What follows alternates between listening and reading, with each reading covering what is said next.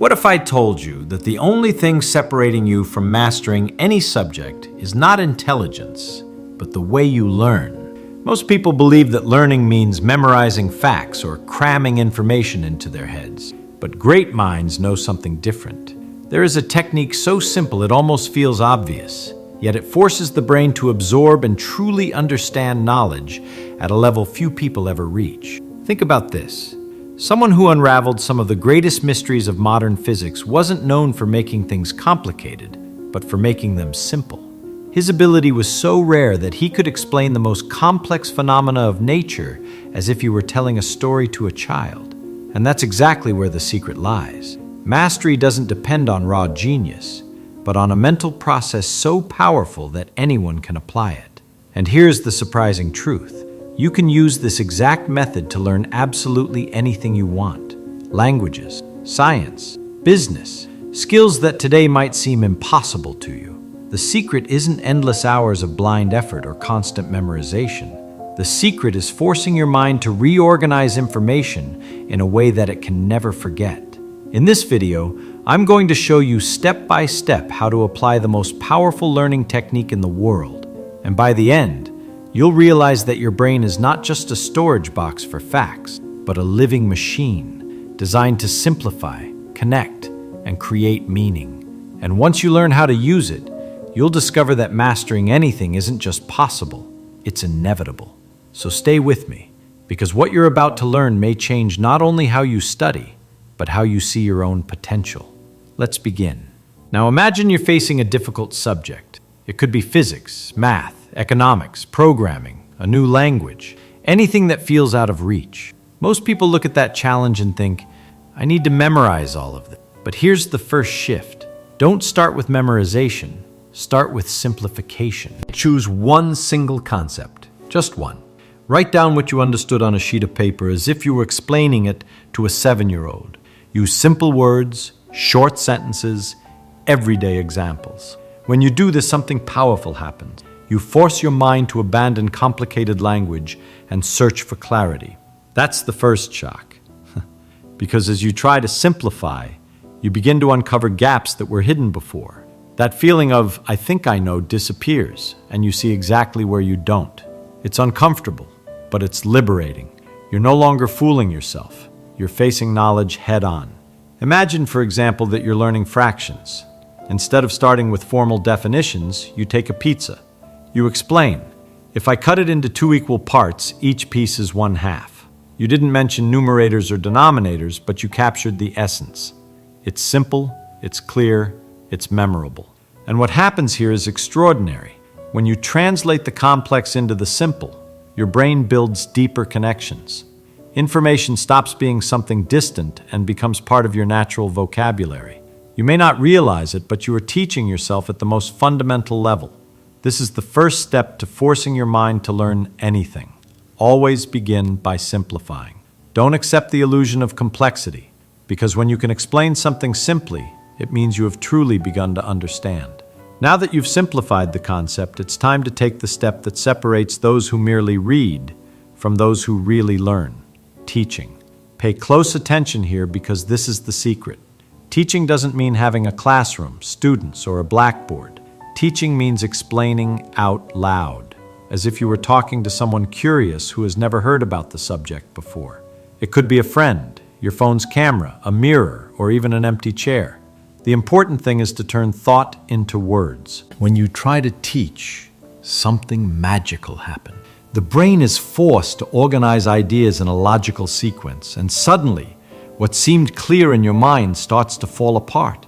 You hesitate, forget a part, can't find the right words. That moment is not failure. It's the exact point where learning happens. It's the moment when the illusion of knowledge dissolves and your mind reveals its gaps. Instead of running from this discomfort, dive into it. Every time you try to teach and realize you can't, you've received a gift. You've discovered the hole in your understanding. And only when you see that hole can you fill it. Think about how children tell stories. They aren't afraid to stumble, invent words, or repeat themselves. And precisely because of that, they learn so fast. When you put yourself in that role, teaching something you don't yet fully master. You activate the same natural mechanism of accelerated learning. This is the second step.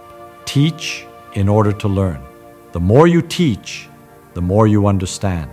Knowledge doesn't solidify inside your head through silent reading, but through the noise of your own words. Speaking organizes, clarifies, and locks it in.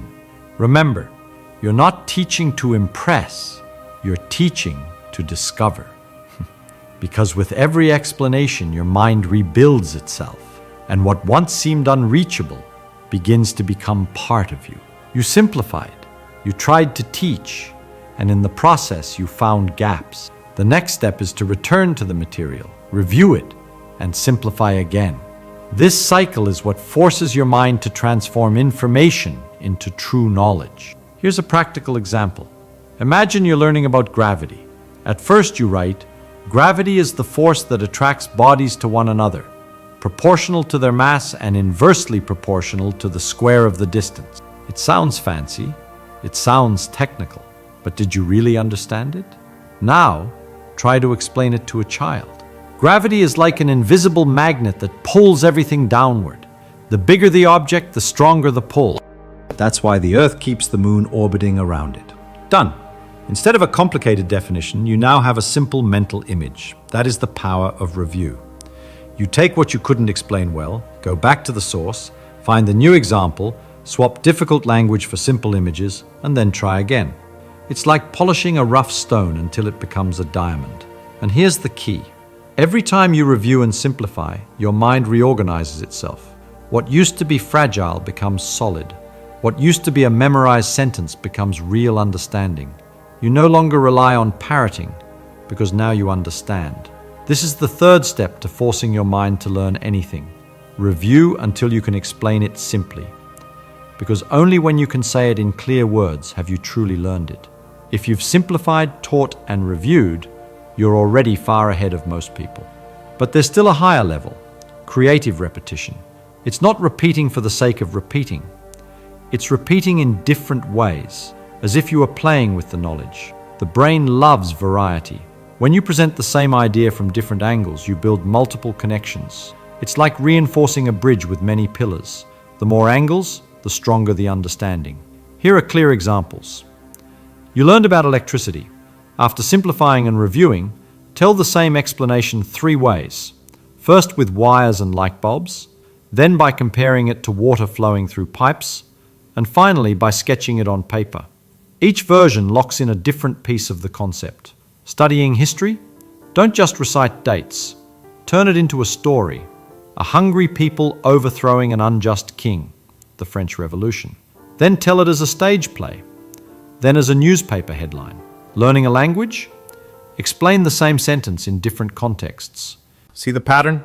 The content stays the same, but the form changes. That shift forces the brain to create new links. The result? You don't just understand, you become able to use the knowledge in any situation. And here's the detail almost no one notices. When you play with learning, the brain treats it as pleasure. Pleasure activates memory systems far more strongly than obligation. That's why children learn by playing. They're not just accumulating, they're enjoying. So the fourth step is this. Don't be a mechanical repeater. Be a creator of versions. Each new way of explaining is a layer of cement that sets the knowledge permanently. But now pay close attention, because there's a moment when many people quit. Error. You try to simplify, explain, review, and you still stumble. The words don't come out. The logic slips. The explanation fails. Most people take that as a sign of failure, but the truth is exactly the opposite. Error is the compass that points the way to real learning. Think about it.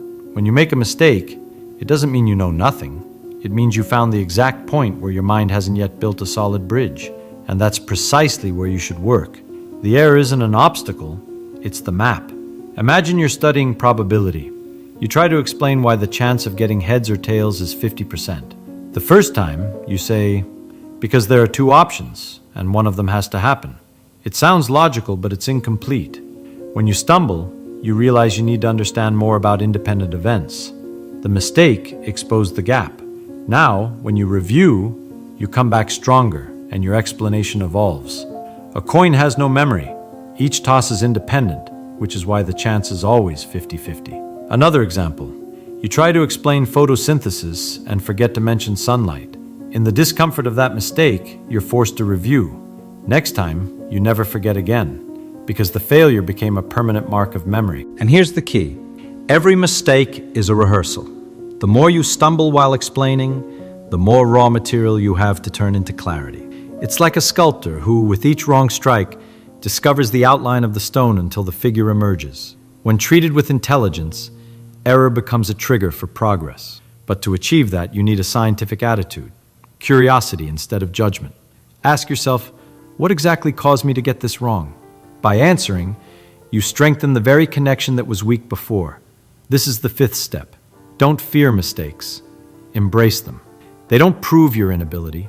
They prove you're pushing the limits of your mind. And it's at those limits that true learning happens. Now, to lock this in your mind, type in the comments, "I choose to learn without limits." This isn't just a comment. It's your commitment to your own mind. When you write it down, you send a direct command to your brain and it begins working in your favor. Think of it as the first step in your reprogramming, declaring to yourself that there are no barriers to what you can learn. Now you already know the path. Simplify, teach, review, play, and turn mistakes into tools. These are the steps that force the mind to learn anything.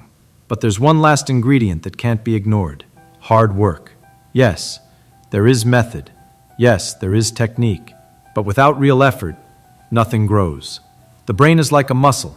It must be strained. It needs resistance to develop. There is no genius without discipline. The truth is that every great mind worked hard, harder than most thought possible. And that's what gave power to the method. What changes when you apply this formula is that effort stops being empty. You no longer spend hours lost in underlines or meaningless repetition. Every attempt to explain, every corrected mistake, every creative review builds a solid step. And step by step, you climb until you master the impossible. In the end, the formula is simple but powerful. Simplify, teach, review, play, fail. And above all, work hard. There is no magic trick. There is discipline, there is method, and there is you putting it all into practice. When you commit, the impossible starts to feel inevitable. Because the mind, when forced the right way, expands. And a mind that expands never returns to its original size. So here's the challenge. Choose a topic today, any topic. Take a sheet of paper, simplify it, explain it, review it, play with it, embrace the mistakes, and do it with discipline every day. You'll discover in practice that there are no limits for someone who works hard with intelligence. This is the real secret. It's not just studying. It's studying the right way with enough intensity to turn your mind into an unstoppable force. If this video opened your mind, leave a like and subscribe so you don't miss the next lessons. And tell me in the comments, what's the first thing you're going to try to learn using this technique? I read every comment. Thank you for watching until the end. Stay well, and see you in the next video. What if the difference between ordinary thinking and genius thinking isn't about being born with a special brain, but about using the brain you already have in a completely different way? Most people assume that brilliance is something you either have or you don't. They look at great minds throughout history and think these individuals possess some rare gift that sets them apart from everyone else. But this assumption misses something fundamental about how the human mind actually works. The brain isn't a static object with fixed capabilities. It's more like a muscle that changes based on how it's used. And the way most people use their minds keeps them trapped in patterns that prevent genuine understanding. Here's the real problem. When people encounter something difficult to understand, they typically do one of two things. Either they memorize facts and formulas without really grasping what those facts mean, or they give up entirely, convinced the material is beyond their abilities. Both approaches stem from the same mistaken belief that understanding is something that happens to you rather than something you actively create. Think about a typical classroom where students are learning mathematics. The teacher writes equations on the blackboard. Students copy these equations into their notebooks. They practice problems until they can reproduce the steps. When the test comes, They retrieve what they've memorized and write it down. Some students do well on the test, others struggle. But here's what almost no one realizes. Even the students who score highly often don't truly understand what they're doing. They've learned to follow a recipe, but they haven't grasped why the recipe works. This is the difference between knowing and understanding. Knowing means you can reproduce information. Understanding means you can explain why that information is true, how it connects to other ideas, and what would happen if you change something fundamental about it. The human mind is capable of extraordinary understanding, but most people never develop this capacity because they confuse memorization with comprehension. So, how does someone actually rewire their thinking to operate at a higher level? The first principle is deceptively simple. Never move forward until you can explain something in the simplest possible terms. This doesn't mean dumbing things down. It means stripping away all the complex language and getting to the core of what's actually happening. Imagine a student struggling with basic physics, trying to understand why objects fall to the ground. The textbook might say that gravity is a force that attracts masses toward each other, with the force proportional to the product of the masses and inversely proportional to the square of the distance between them. A student could memorize this definition. They could even plug numbers into the formula and calculate correct answers.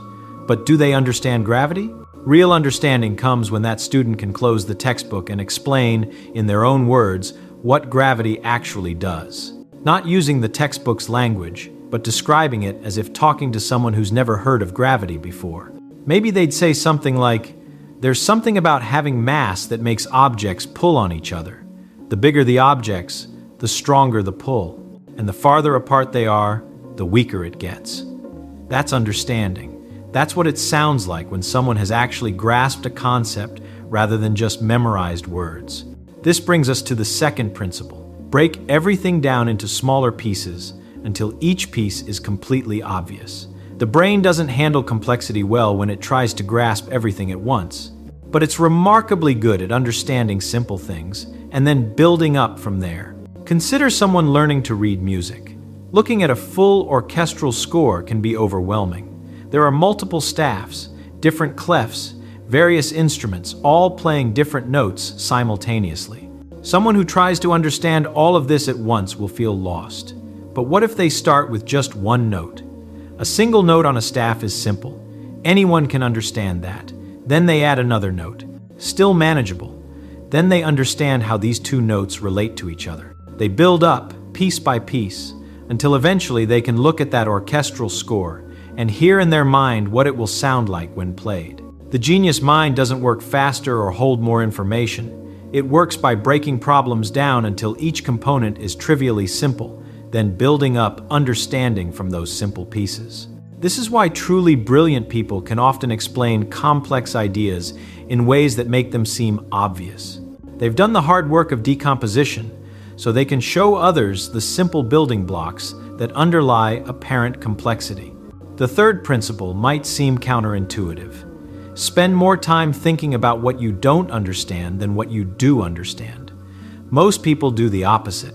They focus on the parts that make sense and skim over the confusing parts, hoping understanding will come later.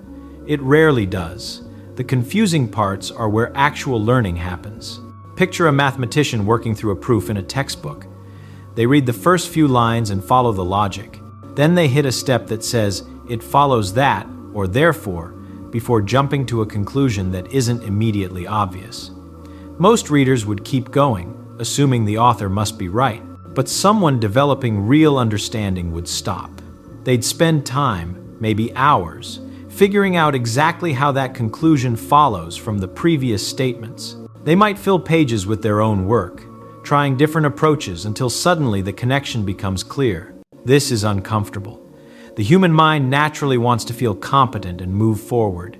Dwelling on confusion feels like failure, but this discomfort is precisely where the brain is doing its most important work. When you struggle with something that doesn't make sense, your brain is actively building new connections, trying to integrate this new information with what you already know. Skip over the confusion, and those connections never form. The fourth principle addresses how different concepts relate to each other. Real understanding isn't about knowing lots of isolated facts. It's about seeing how everything connects. The genius mind is constantly asking, how is this like something I already understand? How is it different? What happens if I change this assumption? Could I arrive at the same conclusion from a different starting point? Think about someone studying history. They could memorize dates and events, learning that one war started in a particular year, a treaty was signed in another year, an empire fell in yet another year. That's a collection of facts. But understanding history means seeing patterns. It means recognizing that certain conditions tend to lead to conflict, that economic pressures drive political decisions, that ideas spread and evolve and shape societies.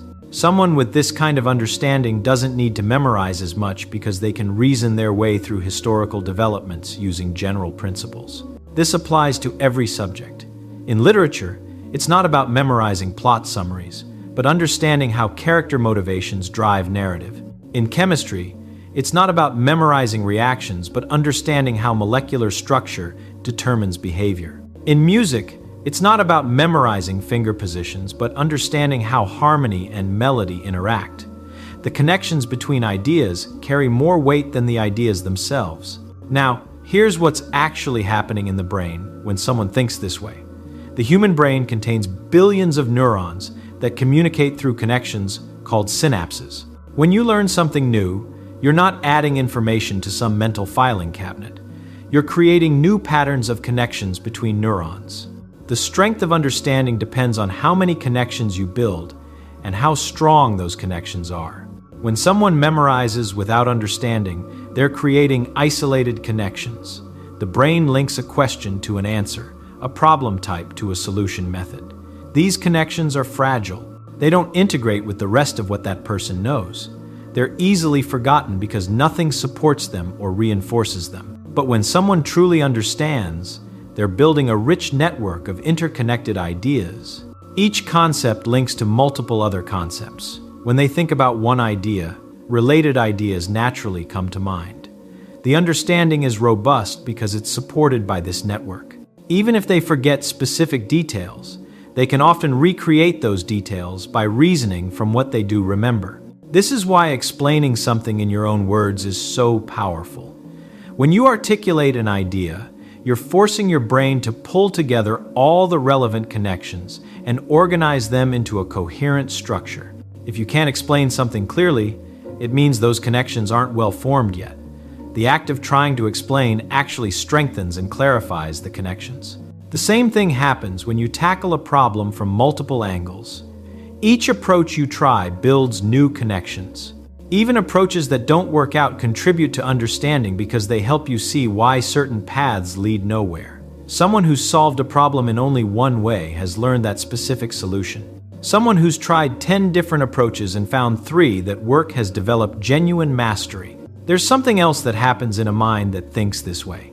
It becomes comfortable with uncertainty. Most people feel anxious when they don't know something. They want immediate answers. They grab onto the first explanation that makes some sense, even if it's superficial. But truly powerful thinking requires sitting with not knowing, exploring possibilities, following threads of reasoning to see where they lead. Picture a scientist in a laboratory running experiments. The experiments don't always work. In fact, they usually don't work the first time, or the second time, or even the 10th time. But each failed experiment provides information. It rules out certain possibilities. It suggests new questions to investigate. Someone who can't tolerate this uncertainty, who needs every experiment to succeed, will never make important discoveries. The breakthroughs come from being willing to work in the space of not knowing. This same principle applies to any kind of learning. When reading a difficult book, there will be passages that don't make sense on first reading. Someone with a rigid mind gets frustrated and gives up. Someone with a flexible mind sees this as normal. They reread, they think about it, they keep going and come back later. They trust that understanding will emerge through engagement with the material. The practical application of all this is actually quite straightforward, though it requires discipline. When approaching any subject, start by identifying the simplest possible foundation. What are the absolute basics that everything else builds upon? Make sure those basics are crystal clear before moving forward. Let's say someone wants to learn about electricity. They might be tempted to jump straight into circuits and components and calculations, but the foundation is much simpler. Electricity is about the movement of charged particles. That's it. Spend time really understanding what that means. What is charge? What makes charged particles move? Once this foundation is solid, everything else becomes much easier because it all flows from this simple beginning. As new concepts are introduced, constantly relate them back to what's already understood. Don't just accept that resistors reduce current flow. Ask why. What's actually happening at the physical level that causes this? How does this relate to the fundamental idea that electricity is moving charges? Build those connections explicitly. When something doesn't make sense, stop. Don't push forward hoping it will become clear later. Work on that confusion until it resolves. Try explaining it out loud, as if teaching someone else. Draw diagrams. Make up your own examples. Approach it from different directions. The time spent here isn't wasted. This is where real learning happens. Practice explaining concepts in multiple ways.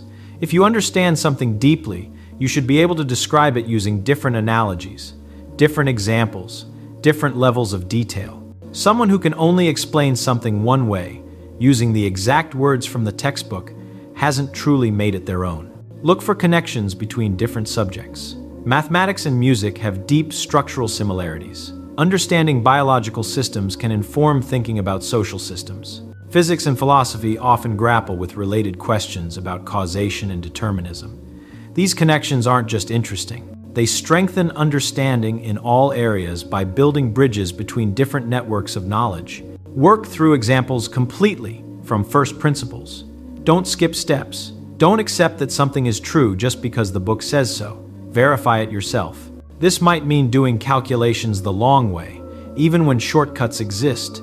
It might mean proving theorems that are stated without proof in the text. This extra work pays enormous dividends because it builds confidence and genuine understanding. Most importantly, embrace difficulty. When something is hard, that's a sign you're at the edge of your current understanding.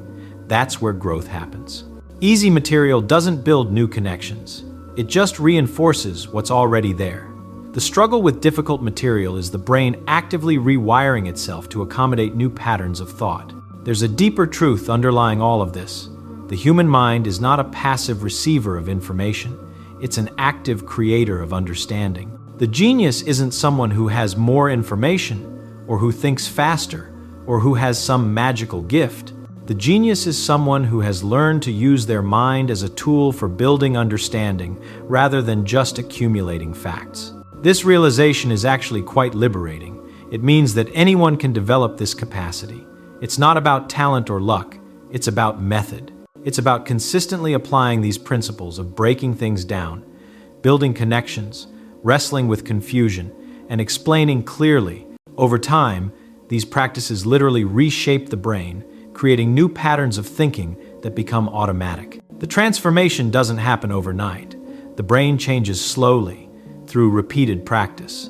But it does change.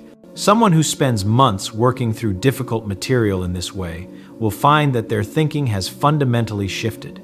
Problems that once seemed impossibly complex now appear manageable. New ideas integrate more easily into existing understanding. The world becomes more comprehensible. This is what it means to think like a genius. It's not about being smarter than other people. It's about thinking differently. It's about using the mind as it's capable of being used, rather than settling for superficial understanding. And it's available to anyone willing to do the work. So start now. Take something you're trying to learn and apply these principles. Break it down until each piece is obvious. Build connections to what you already know. Spend time on what confuses you. Explain it in your own words. Do this consistently, and watch as your thinking transforms. The brain you have right now is capable of far more than you've asked of it. The only question is whether you'll give it the chance to show you what it can do. Let me tell you something no one has ever said to you this way, directly. Your brain loves learning. It was born for it, but it hates studying the way you were taught. And do you know why? Because they taught you to study like a machine, but you're human. They told you to repeat, to memorize, to copy, review, repeat again. But the brain wasn't made to follow commands. It was made to explore ideas. Think of the times you learned something effortlessly. Maybe a new game, a song, or that episode of a series you still remember in every detail. You didn't study that. You lived it. Your brain was celebrating, active, curious, connecting things, creating stories, laughing, engaging. That's what real learning feels like. Now compare it to that moment when you sat in front of a book, repeating the same sentences, trying to convince yourself you were focused. That feeling when your mind starts to drift. Your body is there, but your head is gone. That's your brain screaming, "This isn't working." Think about how many times you tried to learn something and felt like nothing was sinking in. How many times you looked at a page and everything felt dull, lifeless, colorless. Now, pay close attention to me. The problem was never the subject. It was the way you tried to learn it. The human mind was created to discover, not to memorize. It lights up in front of a mystery, but it shuts down in front of repetition. When you feel bored while learning, it's not a lack of intelligence. It's a sign that you're trying to push knowledge through a path your brain refuses to take. Boredom is your brain's alarm saying, "Hey, you're not really learning. You're just trying to survive the information." Now imagine something simple. A scientist facing a mystery. He doesn't memorize formulas. He plays with them. He tests, he fails, he compares, he asks, "Why does this happen?"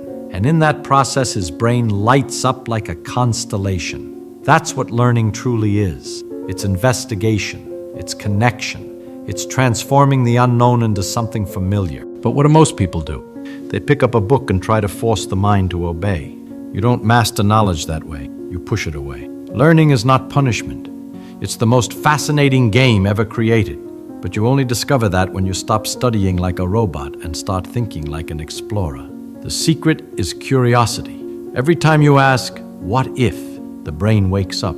Every time you just read without questioning, it falls asleep. You don't need more discipline. You need more discovery. So next time learning feels boring, don't run from it.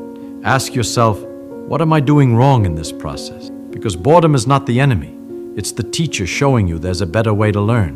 The problem isn't the content, it's the method. You're not dumb. You're just using the wrong tool for the right task.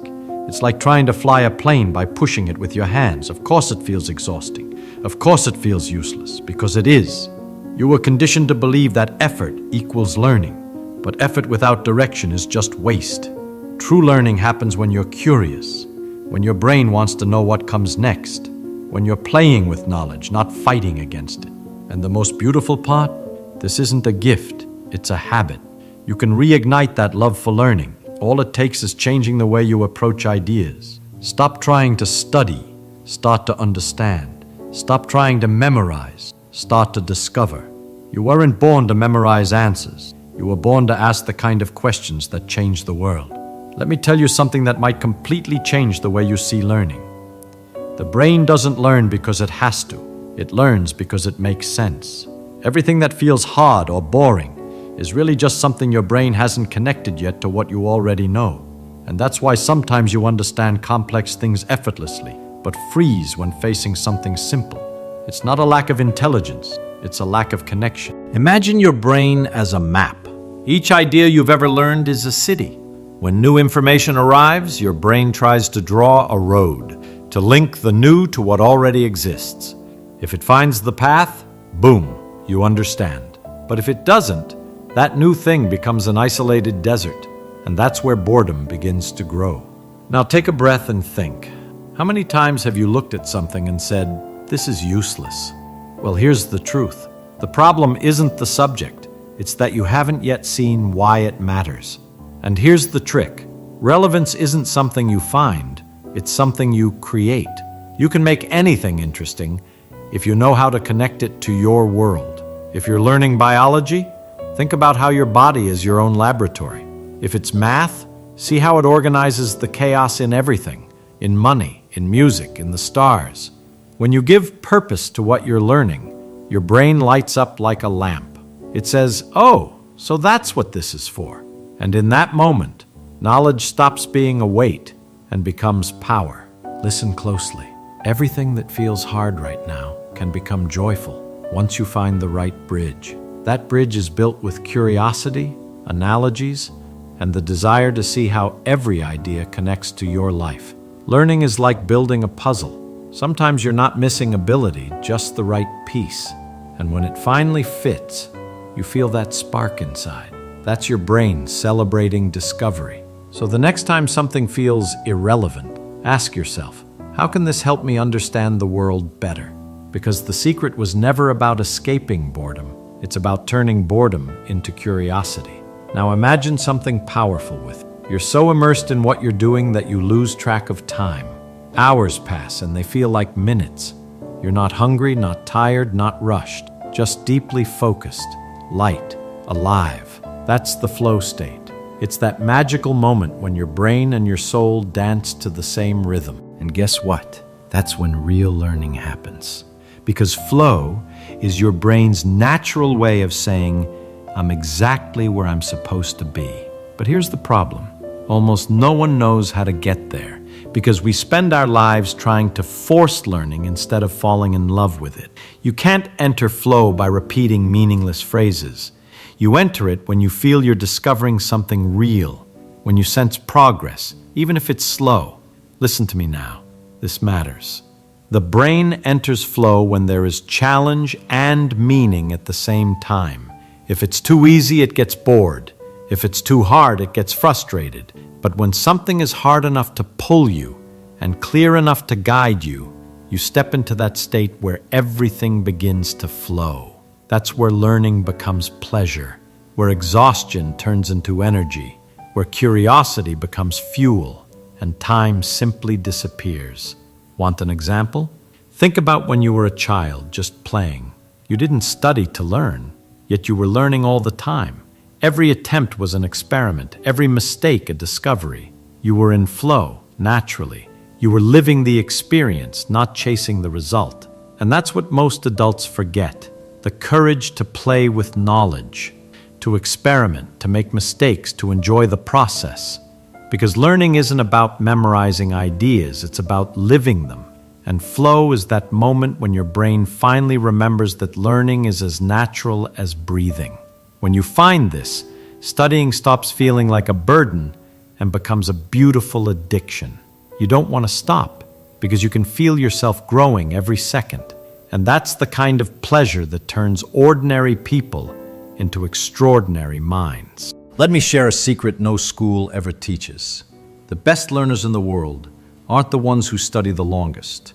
They're the ones who know when to stop. Yes, stop. Because learning doesn't bloom when you force your mind. It blooms when you respect your own rhythm. The brain isn't a muscle made of steel. It's a living garden. And a garden doesn't grow because you pull the plants upward, but because you give them time and the right soil. So many people confuse productivity with exhaustion. They spend 10 hours trying to learn, but only truly understand during the first 2. And after that, the body stays, but the mind drifts away. You felt it. That moment when you read the same sentence 5 times and still can't understand a thing? That's your brain asking for rest. And what do most people do? They ignore it. They push harder, and they kill the joy of learning. Listen to me carefully now. Deep learning demands energy, and energy is not forced. It's renewed. You need pauses. You need breath. Moments where the brain reorganizes, reconnects, and finds meaning. It's in that silence that ideas begin to bloom. It's in rest that knowledge turns into wisdom. So stop measuring your worth by how many hours you spend studying. It's not the quantity of time that defines your progress. It's the quality of your attention.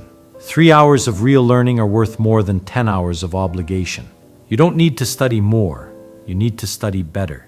If you can enter flow, truly engage for 3 hours, then allow yourself to stop, to breathe, to walk. You'll return more creative, more alive, more ready to learn again. Because learning is not a race. It's a dance between effort and rest. And when you finally understand that, you realize that learning can be the most natural, joyful, and transformative act of your life. Do you know the biggest mistake of people who want to learn more? It's believing that learning is about accumulating knowledge. It's not. Learning is about transforming yourself.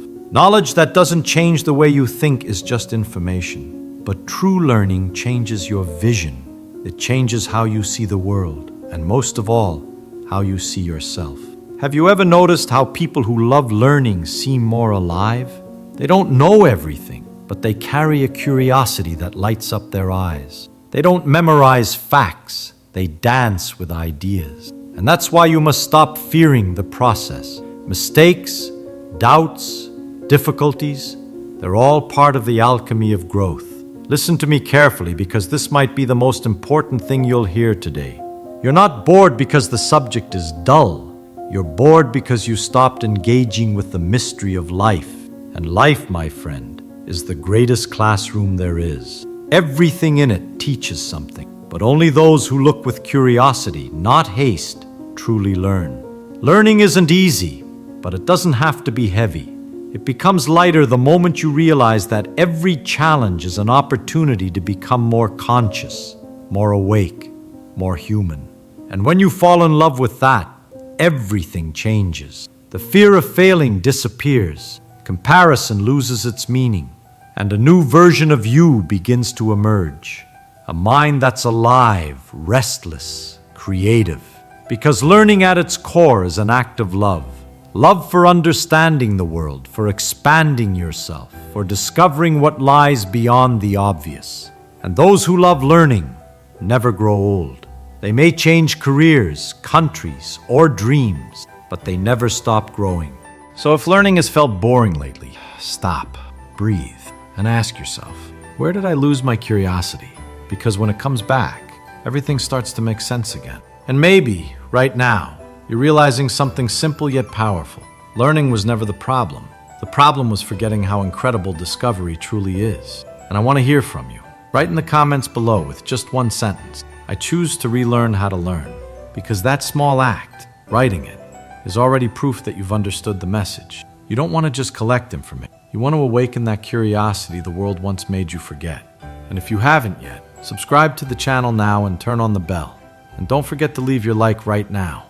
Here, every video is made to reignite something inside you, to remind you that learning is not a burden, it's a privilege, and your brain was made for it, to grow, to evolve, and to marvel at what it doesn't yet know.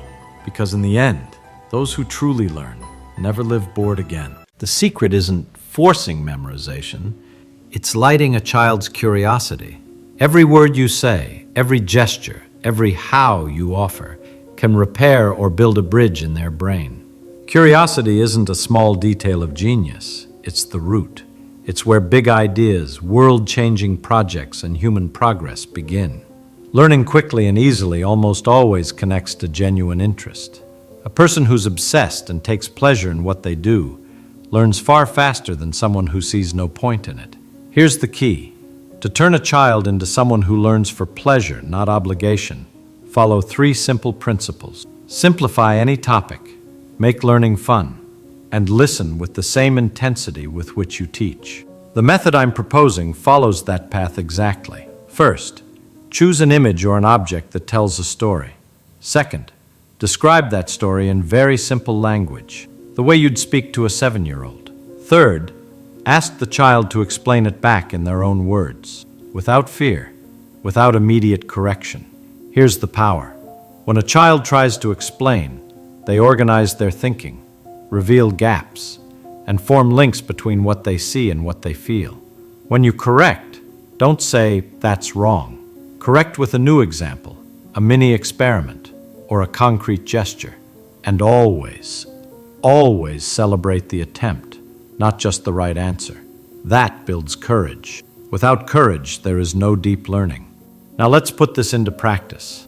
Imagine teaching fractions with cookies. Take 6 cookies, or pieces of paper, place them in front of the child and say, "Let's divide a treasure."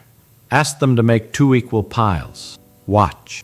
If they hesitate, ask, "How do you know they're equal?" Let them explain.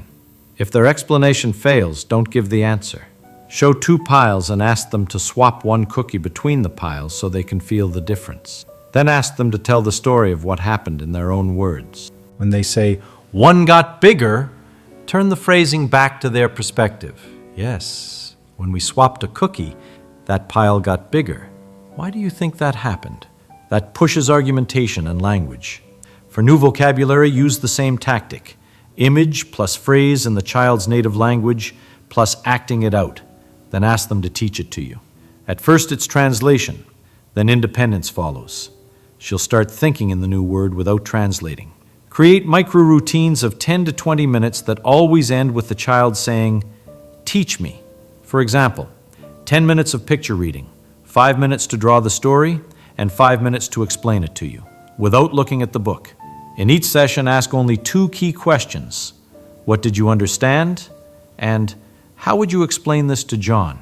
Using a friend's name forces simplicity. Use role play. Turn the child into the teacher for 3 minutes. Give them an imaginary blackboard, ask them to explain, then follow up with genuine curiosity. That simple game builds autonomy and creates a repetition rhythm that locks the mental structure in place without boredom. Never underestimate the power of tone. The words you use when you correct shape a child's identity. Instead of, "You're wrong," try, "Interesting. Tell me again how you got to that." Swap wrong for not yet. Small phrases make huge emotional repairs. The same goes for praise. Instead of, "Good job," say, "I see you tried X and noticed Y." That shows your brain is connecting ideas. That teaches process, not outcome. When a child says, "This is hard," turn it into an operation. Which part is hard? Pick one word: confused, long, boring. And let's sketch a single step to fix that. You're teaching metacognition, thinking about thinking. Metacognition is what separates repeaters from masters. Bring movement and multisensory experience in. Walk around while you explain. Draw in the air with your finger. Use objects. Do short dramatizations. The body helps the brain lock in abstract logic. For math, build stories with characters. For science, run tiny experiments. A cup of water, a balloon, a shadow. For reading, turn pages into maps. Where are we in the story? Draw the character's map. Use songs and rhymes for grammar and vocabulary. Keep the element of surprise. Change rules, swap roles, offer symbolic rewards, a teacher for 5 minutes certificate. Curiosity is the engine. Your job is to keep it burning with small, manageable failures that provoke questions, not with pre-cooked answers. Think long-term. Transformative education isn't a magic trick. It's a habit of connection. Listen to the questions children ask and answer with another question that forces them to build meaning. If a child asks why 3 times in a row, you have a gold mine. Let them lead the experiment. Take notes, drawings, marks, and at the end, ask them to summarize in one simple sentence. Track progress with a wall of small wins. Not cold grades, but entries like, "Today I explained why the moon looks bigger." Those records become emotional fuel. The child sees their trail of progress and wants to keep going. And you, as the teacher, must be vigilant. Every word you say is liquid that molds beliefs. Finally, be radically present. Teaching well requires listening, eye to eye, distraction-free, with questions that provoke thinking. When the child explains, don't finish their sentences. Wait through the silence. That's where the brain knits connections. When they fail, turn the mistake into a stage for inquiry. Interesting. Shall we test hypothesis X? Be a partner in discovery, not a judge. Remember, there are incredible ways to teach that turn disinterest into passion. The Feynman technique applied to a child is simple.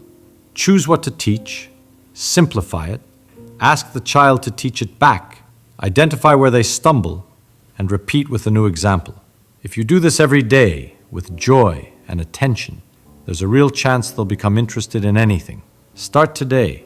Take their hand, point at an object, and say, "Teach me this." You might be opening the door to an extraordinary future. When a child says, "I don't want to," pause for a second and treat it as a clue, not a challenge. Say in a calm, curious voice, "I hear you. Tell me why you don't want to do this right now." Validating isn't giving in. It opens the door to conversation. Resistance is almost always fear, tiredness, or the feeling that the task is impossible. Instead of pushing, offer a reduction. Just 2 minutes, then you decide. The 2-minute rule works like magic. It lowers the barrier and creates a real chance for engagement. If they say it's boring, don't argue. Make a practical change. Offer 2 controlled options. Do you want to draw this or teach it to someone? And always pick the option that preserves learning. Autonomy reduces resistance. Another immediate tactic. Turn the activity into a quick experiment. Let's just test this like scientists. Make a hypothesis in 30 seconds. Kids love testing hypotheses. Being a scientist becomes a game. In daily practice, have go-to phrases at the ready. If a child says, "I don't want to," respond, "Okay, tell me which part bothers you." If they say it's hard, ask, "Which little part is hard? The words, the idea, or the drawing?" If a parent questions you, say, "I understand. Want to see a 5-minute demo now?" These short phrases steer the conversation toward action, not debate. Use micro-rewards and social roles. Offer a sticker for effort, or turn the learner into the teacher for 3 minutes. Often the child who resists just wants to prove they can. Giving them the teacher role activates pride and reduces pushback.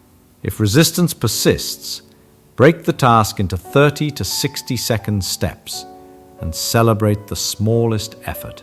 You started. That's already courage. Document quickly. Take a fast photo of the child explaining and ask for 1 sentence. "Today I taught," in 2 weeks. Show this material to parents or administration. Simple evidence defeats skepticism. Finally, memorize 3 lines that always work. Validation plus question. "I understand. Why do you prefer not to do this now?" Reduction plus choice. Just 2 minutes. Or would you rather do it later? You decide. Light challenge plus role. Teach me just 1 part. If you don't like it, we stop. Never force a child to do something they don't want to do. Stop. Calmly ask, "Why don't you want to do this now?" And really listen. The answer is the clue to adapt the activity.